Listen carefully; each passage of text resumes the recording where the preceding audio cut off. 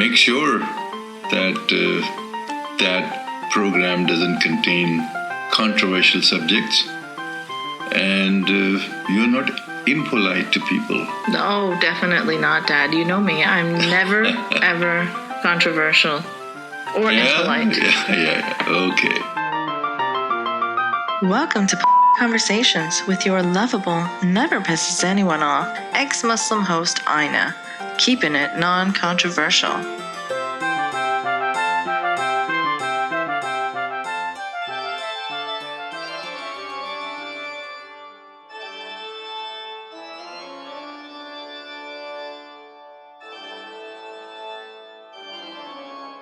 Hello, goblins and ghouls. It's that time of year again. Time for me to stock up on bat and skull-shaped trinkets to keep me going for the next 12 months. And to be very clear, that's skull-shaped as in dark, macabre Halloween stuff.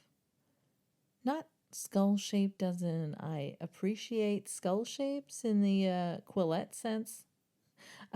I mean, I have a lot of skull stuff, magnets and mugs and earrings and things, but I'm not a skull-shaped connoisseur in that way, if you know what I mean. And it sucks that I have to clarify this now. Fucking phrenologists have ruined skulls for everyone. Well, as always, if you enjoy the show, please do consider supporting via Patreon.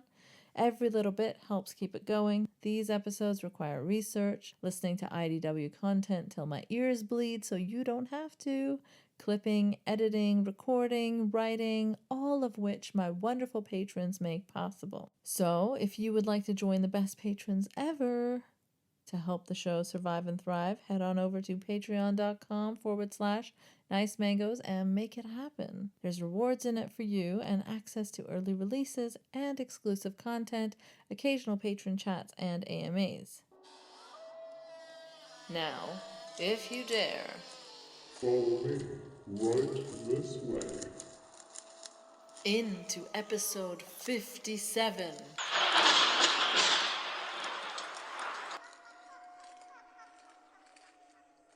The Halloween episode of Polite Conversations. Or should I say, Spooky conversations.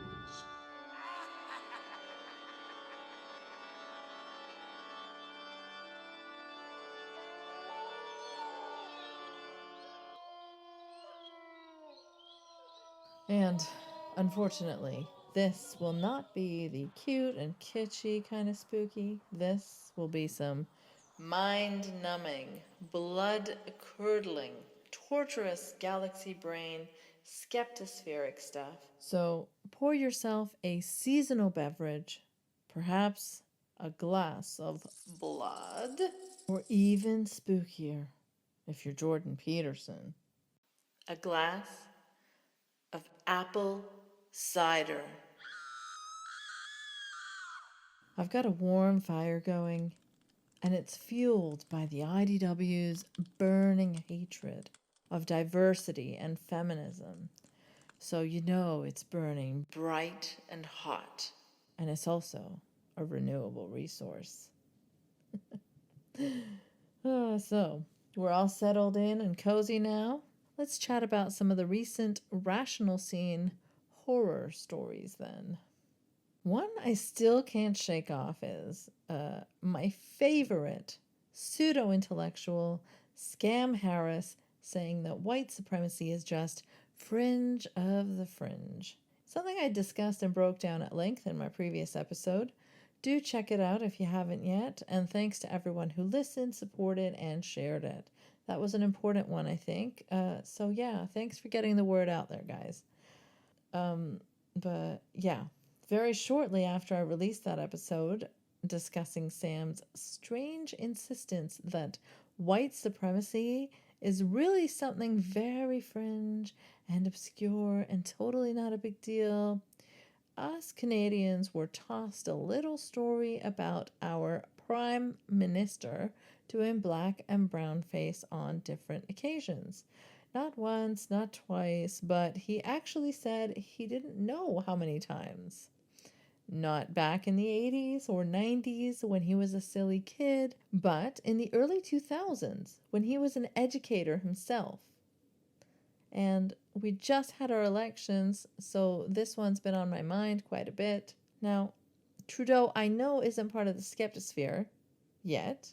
I'm still waiting for his Joe Rogan type Netflix special called Triggered. You know, since he was harshly criticized for blackface and all, he's got to make that anti-left pivot sooner or later, right?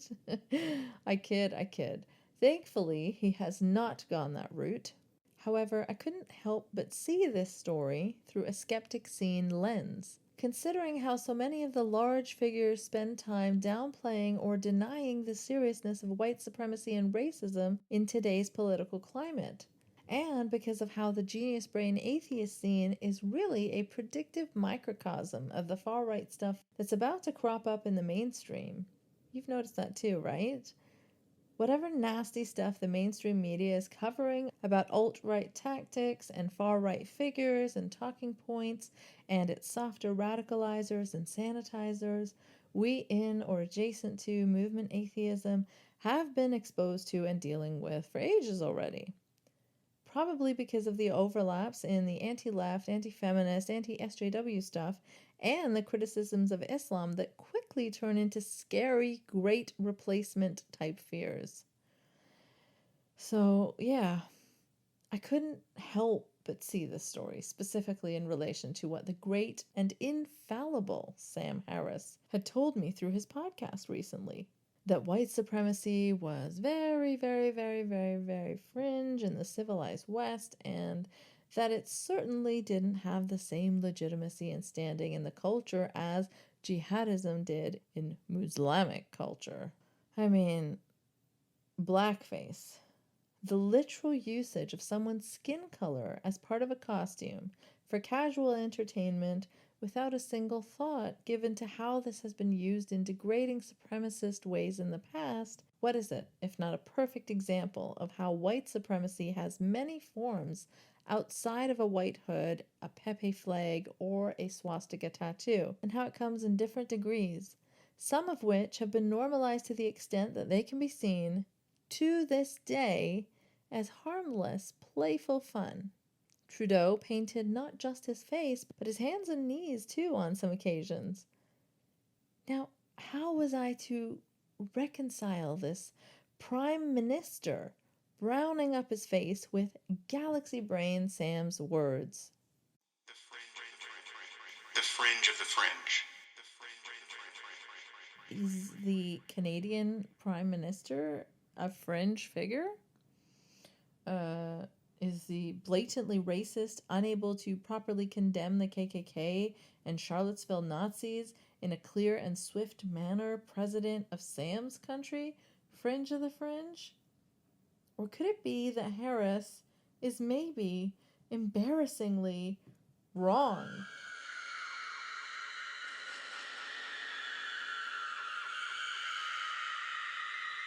Oh, the horror. Imagine the thought. In seriousness, though, when it came to the whole blackface Trudeau thing, my take was basically the same take I have for all the edgelords and comedians that have dabbled in these types of controversial things. If someone realizes they made a mistake or that their views were wrong and they address it and they genuinely, wholeheartedly apologize for it, I really don't see why we can't accept that apology. I mean, whomst among us has not done brown or blackface at least 3 to 29 times? Right?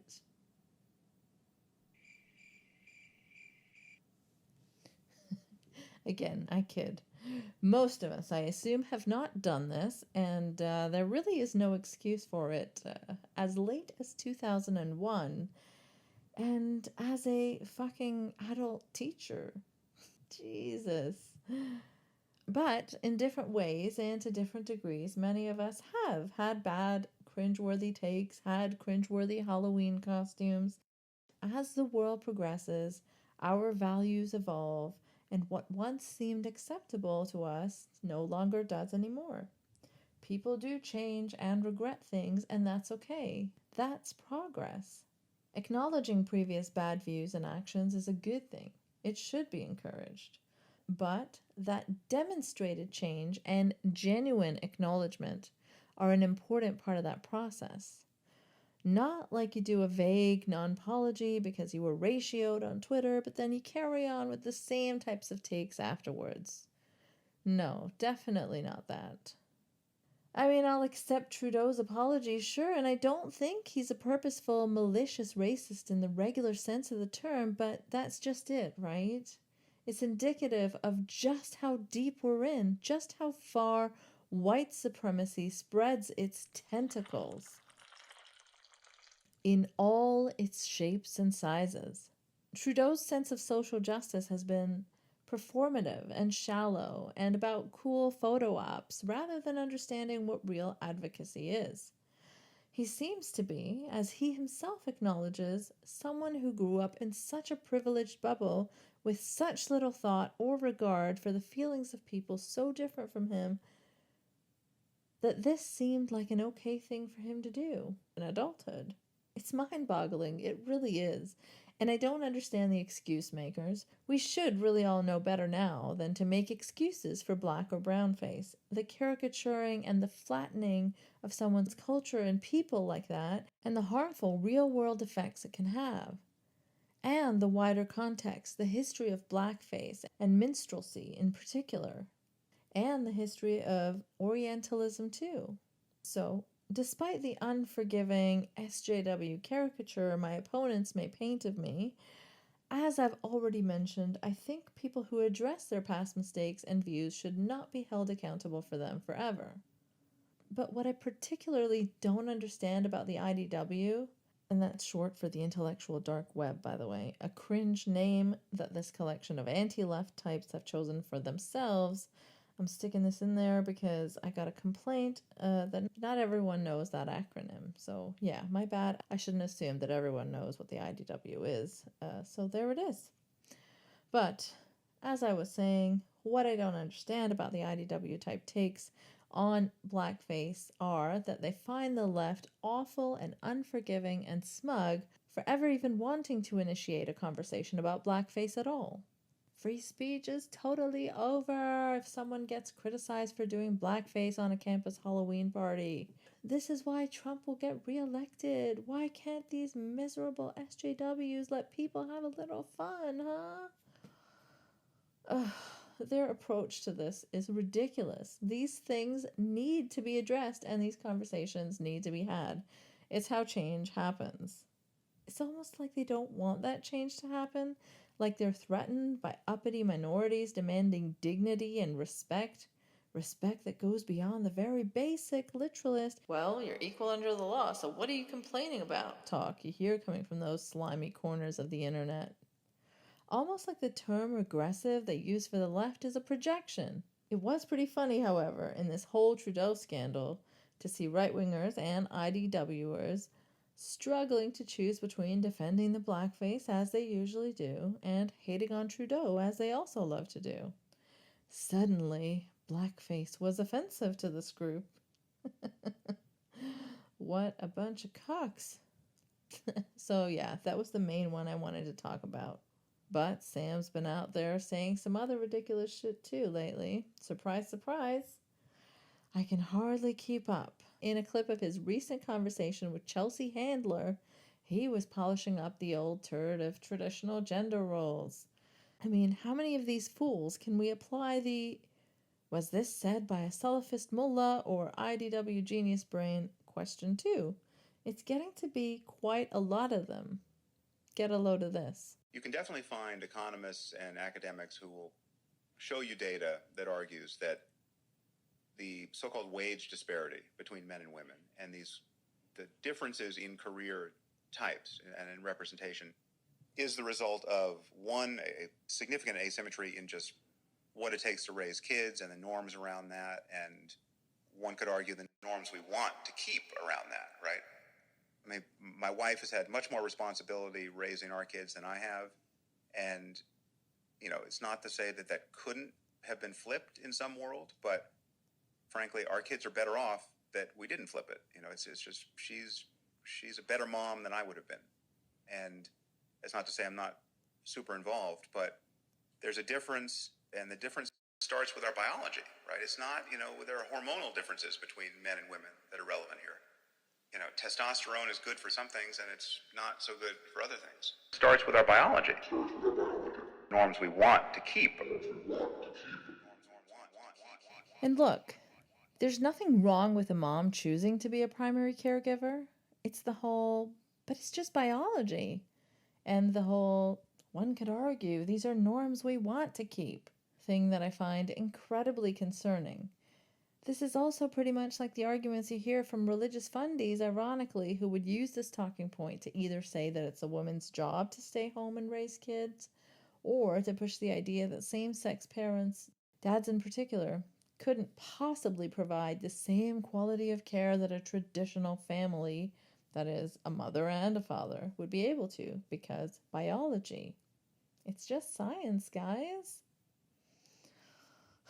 It's such dangerous, backwards BS that they're popularizing again, wrapped up as logic and reason and science. It's incredibly sinister shit. He also brought out this classic.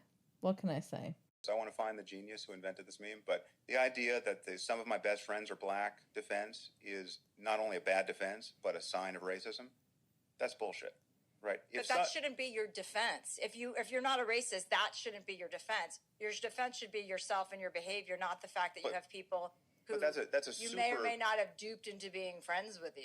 No, but that's a super salient part of your behavior, right? So if some of your best friends are black, you're white, and some of your best friends are black, let's just track the meanings of these words, right? Best friends.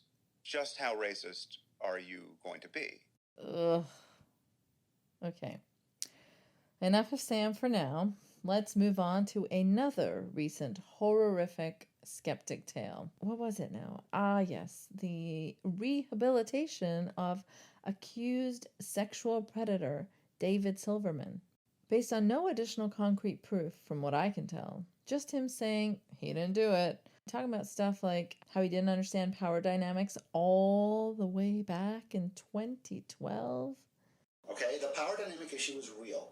And that's why when she comes back and says, I felt I couldn't say no, I mean, yes, I can get mad and say, I didn't tell you that. I didn't suggest that. I made no. But the point is that the power dynamic issue was real. She was young. I was in power. She wanted a job, and I knew it. It was wrong.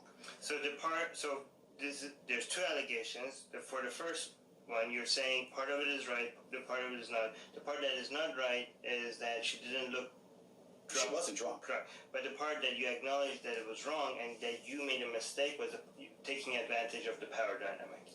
Yeah, I guess taking advantage of the power dynamic is a fair assessment. It was 2012. We didn't understand power dynamics back then. I certainly didn't. Or how one of his accusers was coming on to him, how she initiated the flirting. I'm not sure how that's relevant because you can, in fact, flirt with someone and change your mind or not give consent to other actions. Now, she initiated it, okay? She initiated that power dynamic issue. She pursued me, starting from before lunch to through and after dinner. So she created that. She was an adult. She wasn't drunk the whole day. So she bears some responsibility for that, too. But I take my responsibility. I should not have said yes. I should not have done that. And maybe that was a fireable offense in and of itself. Maybe it was. Right. But she wasn't drunk. I did not take advantage of a person who could not consent. And in this interview, there was a lot of what seemed to be him muddying the waters, hiding behind BDSM as an excuse for what we've been told by the accuser is non-consensual sexual aggression. Now, it's true that none of us except the accused and accuser were in the room, so we'll never really know what exactly happened there. And that's why so many abusers get away with sexual abuse, because it is one person's word against another, and also why so many victims don't speak up about it because they fear not being believed, as there are usually no witnesses to such private abuse. But from corroborations in the past and detailed articles and multiple accusers, I certainly wouldn't be rushing to take Silverman's own word that he didn't do it, especially considering his recent behavior. And despite him even admitting to some things like, oh, we didn't understand the power dynamics thing back then, and I apologize for that. Despite all that, there have been appearances on podcasts and interviews and defenses and people happily plugging his crowdfunding, trying to get support for him, all from those who criticize the religious for rallying around their accused sexual predators. The hypocrisy in this scene knows no bounds. Despite his sexual misconduct allegations, he has even been appointed as executive director of Atheist Alliance International. And not only that, but it seems the position was created just for him. As Hemant Mehta from the Friendly Atheist put it in his piece, quote, as far as I can tell, he's the first person to hold this title for the group and possibly the first salaried staffer they've ever had, end quote. Nice, eh? Real rational stuff. So, yeah, in the past couple of months, Silverman's been doing the anti-SJW online right-wing YouTube circuit thing while still claiming that he's actually a real feminist. He even went on Sargon's channel, Sargon of Akkad of the I wouldn't even rape you notoriety, the rabidly anti-feminist guy who blamed the fucking feminist system for Elliot Rodgers' murderous rampage. Remember, Sargon's the guy who was too disgusting and embarrassing for Nigel Farage even. That guy. Not the person you want to be palling around with if you want any credibility at all, or if you want to seriously convince people you've been falsely accused of sexual misconduct. And one of his interviews, the one I just played clips from, was with one of the very worst prominent ex-Muslims out there, Armin Navabi. This is the guy who runs Atheist Republic, which I've seen on Twitter beautifully and rightfully described as the Turning Point USA of atheism, an utter clown show. Armin is the guy who claims that Judaism is worse than Nazism, something Silverman has extensively and vocally defended him on, saying it's a valid point, so naturally Armin is repaying the favor now. Armin has also claimed that, and I quote, more people have been tortured due to the influence of Jewish doctrine by having their genitals mutilated than the number of people harmed by Nazism. Thankfully, more and more people are abandoning this barbaric ideology. End quote. It's not Nazism he's describing as barbaric here. So, yeah. Just horrific, ludicrous stuff. I'm a critic of circumcision and of religion myself, but this vile analogy should be enough to tell anyone with half a brain what kind of awful, hate-filled, dangerous person they're dealing with. Again, not someone you want to ally with if you want to regain credibility under normal circumstances. But hey, in the atheist scene, our standards are so low that it's all good. As long as you sufficiently bash religion, that's all that matters. You don't even have to bash it intelligently, clearly. So, in this interview with Armin, who is totally not a right-wing anti-feminist MRA type or anything, David was really only harshly challenged and criticized multiple times for one thing. That thing being that in the past, Silverman has said to believe women. This, the rational genius interviewer could not tolerate and had to call him out on. Something as outrageously offensive as believe women? You gotta shame people for that in the Galaxy Brain community. You see, here we criticize religion because of how its adherents treat women and victims of sexual abuse, because of how sexual predators are protected, all without a shred of self-awareness. And this isn't the first or only time either. It was the same thing with Krauss. You can go back and listen to my 2-part panel episode on that if you want a refresher. It was the same types of people that rallied around him, praised him, invited him on their shows, vocally defended him, minimized what he did, and it's happening again today with Silverman. What an embarrassing train wreck of a scene. Okay, another one on my high IQ horror story list is the Neil deGrasse Tyson appearance on Ben Shapiro's fucking show. just before Ben Shapiro was trending for saying some deranged sounding stuff about picking up a gun if people try to teach his kids about LGBT inclusivity. You want a culture war in this country? You want this country to come apart at the seams? This is how you do it. Because I promise you, if you come to tell me that you're going to indoctrinate my kids in particular policy, and that I can't pull my kid out of the school and send my kid to a school I want to send them to, that I can't go to the church or synagogue that I want to go to, and if you make that national policy, not just California policy where I can move, but national policy, people are not going to stand for that. They're not going to stand for that. And if you send a truant officer to remove my child, I have two choices at that point, right? If I have no place to move because you've now made this national federal policy, I now have two choices. One is to leave the country utterly. Two is to pick up a gun. Those are the only choices that you have left me. And now people are like, oh, this is, how could you say stuff like that? How could you be so extreme? It's not extreme to defend the fundamental rights the Constitution was created in order to protect. These rights pre-exist government. My right to raise my child in my faith is my right. That is a First Amendment right. There's only one reason the government exists, to protect those rights, not invade those rights. It is my right to raise my child with the moral precept that I find to be beneficial for my child. Beto O'Rourke does not get to raise my child. And if he tries, I will meet him at the door with a gun. That is insane. Yikes. I'm at a loss for words on why Neil would feel the need to reach across the aisle for this guy. The Quebec mosque shooter's top visited Twitter page was Ben Shapiro's, keep in mind. This is well-known information. It's not like he doesn't spout shit like this all the time. Also, Ben's a known transphobe, homophobe, racist, and climate change denier. Does Neil not use Google or what? Why would he want to legitimize and signal boost someone like that? What is happening with these rational bros? Why are they so keen on holding hands with the right, especially in fashy times like these, where the stakes are so high? Sure, it'd be another thing if Neil went on specifically to challenge Shapiro on how dangerous his rhetoric is. But no, he went on for a friendly, casual chit-chat. I really don't get it. Are we trapped in some weird house of mirrors or what? What happened here? I miss when I believed that movement atheism and the skeptic scene was about challenging harmful nonsense, about promoting humanism, about pushing back on the religious right, not playing footsie with it.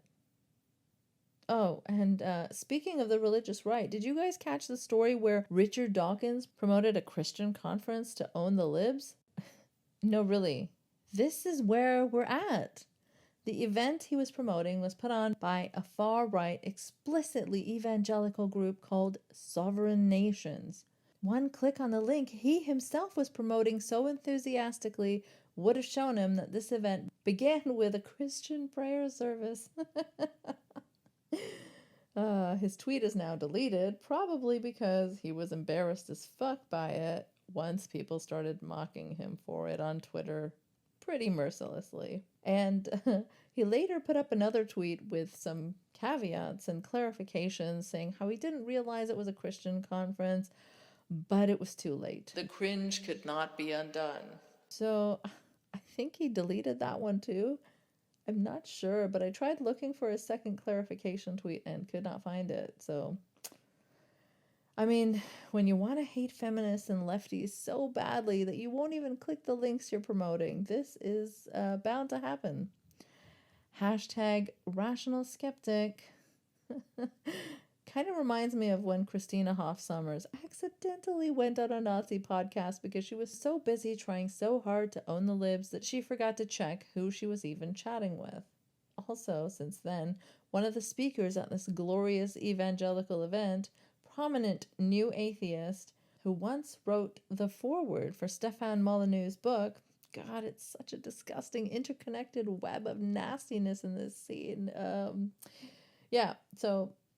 Anyway, prominent new atheist Peter Boghossian has since tweeted a hilarious and sad and pathetic face-saving article desperately trying to explain how the new atheists and Christians should make an alliance to fight the SJWs, you know, the real evil in society. This article, I kid you not, is titled The Unholy Alliance Between Atheists and Evangelicals, subtitled Is social justice a civilizational and eternal threat? And I mean, it's not from The Onion. Can you believe it? These guys are making satire very, very hard and taking the fun out of mocking them, you know? Because they're mocking themselves all the time. How is anyone supposed to make them look more foolish than they make themselves look? And now we get to Steven Pinker, the guy who loves posing with braids. He's the guy who, around this time last year, framed the mailing of pipe bombs to CNN and to many prominent Democrats, literal assassination attempts of politicians as a minor event. This is the guy who goes around telling people that political correctness and safe spaces are so bad that they're turning people into Nazis, for fuck's sake. So one more time, just so we understand this dichotomy, according to Pinker, mailing bombs to politicians you disagree with, minor event. Campus SJWs critical of racism and sexism, big, urgent civilizational problem, so bad it's turning people into Nazis. Such an urgent problem, in fact, that it moved him to do a campus tour called the Unsafe Space Tour. So now, what's this anti-safe space hero been up to lately, you ask? Well, he's been tweeting about how he wants a literal safe space from facts about the world, aka the news. He tweeted, and I'm paraphrasing only slightly, "What is news anyway? Basically just cherry-picked reports of bad stuff. What you need more of is beautiful news." Happy stuff, you know? And then he plugged a website of totally not cherry-picked reports of happy news. Stories that serve Pinker's everything is awesome spin. The intellectual bankruptcy of the skeptics is unbelievable, unbearable. No consistent principles, such obvious biases, while claiming to be objective logic machines. And not just unbelievably hypocritical, but dangerous too. I've said it before, but I can't stress it enough. In the fucking era of the far right trying to discredit news and journalism in general, in the era where the Nazi term Lügenpresse has resurfaced, Pinker is also piling on, trying to delegitimize news as a whole because the stories are not all happy. I mean, sure, the news is depressing, and you probably shouldn't spend all your time reading about how things are turning to shit. But no one is obligated to do that. You can and should take breaks from reading about such things. You can even read happy and uplifting stories, and there's so much to be legitimately critical of within mainstream media. But why attempt to discredit the whole thing by saying, "Psh, what's news anyway? Just a bunch of cherry-picked stories." It's pretty shitty, honestly. This simultaneous attempt to discredit educational institutions and journalistic institutions, neither of which are perfect, obviously, but this wholesale, endless mudslinging coming from all over the IDW in Trumpy times, no less. There's something pretty fash about it. In fact, I just heard Rubin the other day say that people are making a sound argument that academia is so infected it has to collapse. Not the first time I've heard it either. Collapse, for fuck's sake. What do they fucking want? This is, of course, since he doesn't have a single original thought in his head, something he got from Peterson, who once said we have to shut down entire departments in universities because they've been infected by postmodern neo-Marxism or something. Departments that include things like English literature. And I think the academy has failed America. Do you think it can come back? Because this is being debated constantly now, that academia now is so rotten, that the systems and the gatekeeping is so infected. There's a lot of people that I think are making a sound argument that it basically just all has to collapse. Of course, what can come on the other side of a collapse could be a lot worse, and that's what we have to I don't know if they've read. These are the people who go on about being able to tolerate different opinions. If these people had more power, they wouldn't hesitate to silence everything and anything that even slightly veered outside of what they considered acceptable. Dave, and high-level ideas. He just can't get enough of them. He's also been out there defending Peterson's wonderful suggestion of enforced monogamy, which he suggested in the aftermath of an incel mass murder, let's not forget. So, Dave claims that this just means traditional marriage and how it's meant to make us reproduce. Not like anyone's ever been able to reproduce outside of marriage, and not like he's a gay man in an untraditional marriage that won't lead to reproduction or anything. Every time the media would try to sandbag him and try to destroy him, which we saw many times, you guys may remember that one of the biggest moments was when the New York Times wrote that piece that Jordan is for enforced monogamy. Remember that? And everyone made it sound like he wants to basically make women slaves and we're going to be in the Handmaid's Tale. Enforced monogamy just means marriage. If you look, actually, Eric Weinstein checked on the New York Times archives, the only other 2 references to enforced monogamy are positive references about marriage, that marriage is a fundamental building block for a Western society. It causes us to reproduce and have familial bonds and all of these things. More trad life stuff, yay!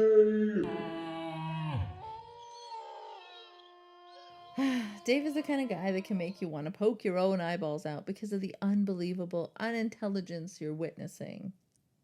In another conversation, I heard Dave and Douglas Murray were talking about the bad gays, the non-right-wing ones, the ones who are trying to destroy Western civilization, apparently, and Murray mentions how basically there are no more dragons to slay, and they're just swinging their blades around in thin air.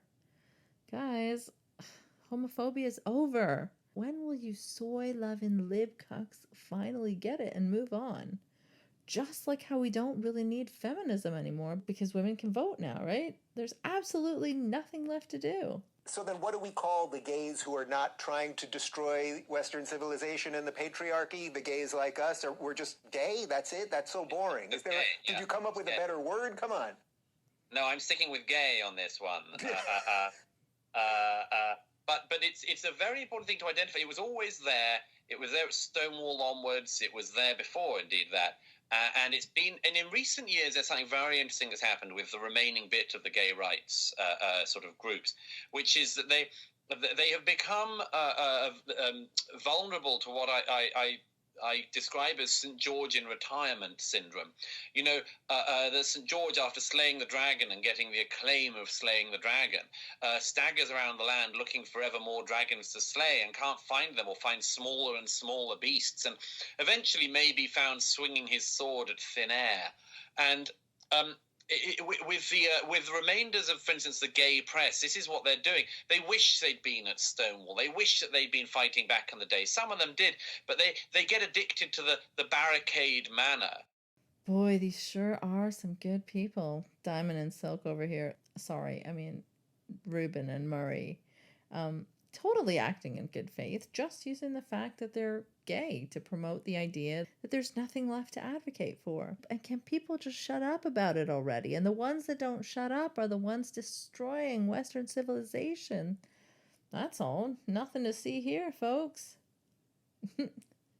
And since we touched on everyone's favorite posh racist, doing racism with a monocle, Doug Murray there, let's talk about him for a second. Some of you may have noticed that he's been ever so busy promoting his new book in almost identical sounding interviews, a book that Harris described as, quote, reading it to the end, I felt as though I had just drawn my first full breath in years, end quote.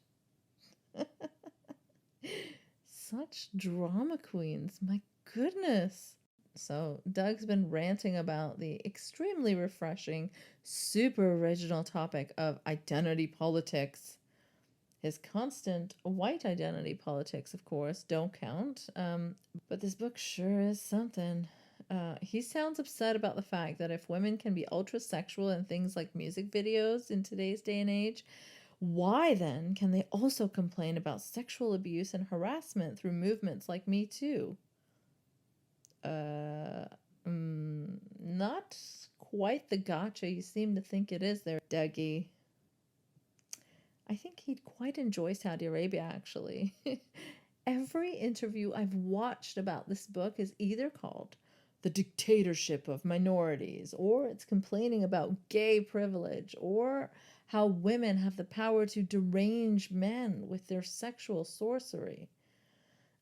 He was with Candace Owens recently, having a totally normal one on the totally credible creationism peddling PragerU network. And they talked about how Me Too has gone too far and how rainbow flags are exhausting to see and how Candace realized all her problems weren't due to white men. They were because of herself and how leftism was preventing her from seeing that all along. So, as you can see, some very excellent, incredibly unregressive ideas being spread by the IDW and friends. Let's just recap the things we covered here today in no particular order, just very quickly. Number 1, white supremacy, totes not a big problem, fringe of the fucking fringe. Number 2, women are biologically suited to raising children. Number 3, traditional marriage is good because it causes us to reproduce, says man in untraditional marriage. Number 3, how to rehabilitate accused sexual predators.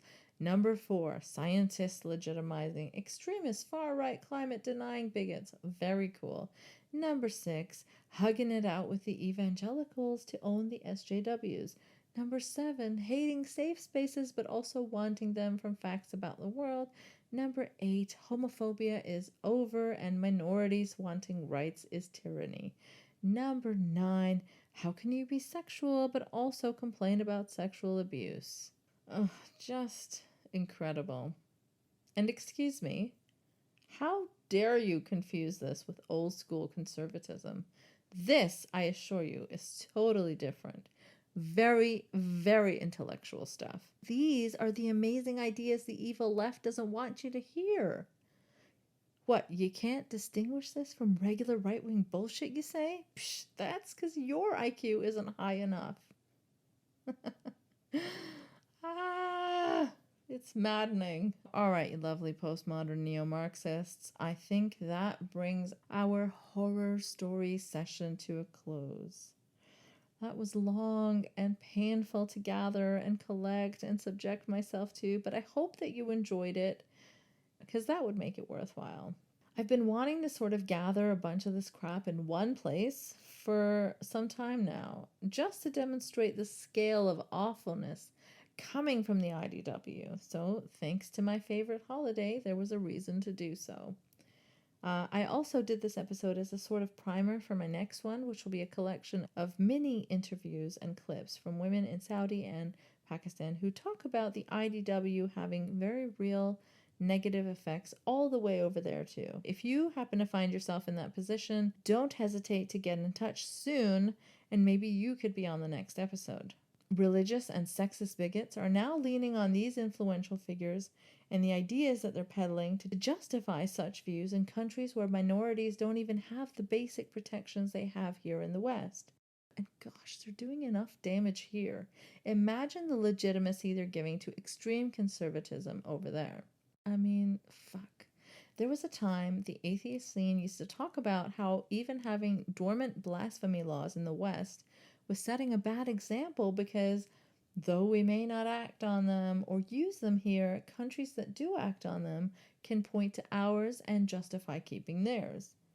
Now, the atheist scene and its adjacent IDW intellectual brain geniuses who are proudly holding hands with evangelicals and creationism promoters are becoming the foundation on which bigots and misogynists around the world can point to and say, but look at this polished Western professor, psychologist, scientist, etc.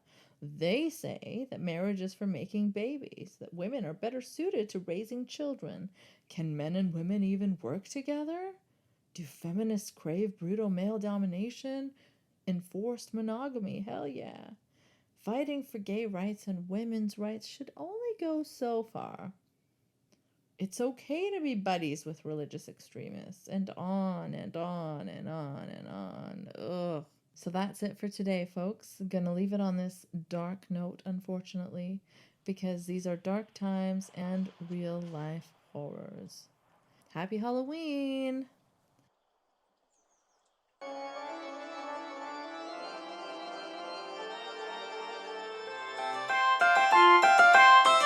Thanks for listening to another episode of Polite Conversations. You can support this podcast by sharing the shit out of it, making some noise about it, or contributing via Patreon. Patreon.com/Nice Mangoes. No E in mangoes. Also, you can follow me on Twitter @Nice Mangoes. If you want to make a one-time donation instead of a monthly Patreon one, you can do so via PayPal. nicemangoes.blog@gmail.com. Remember, no E in mangoes.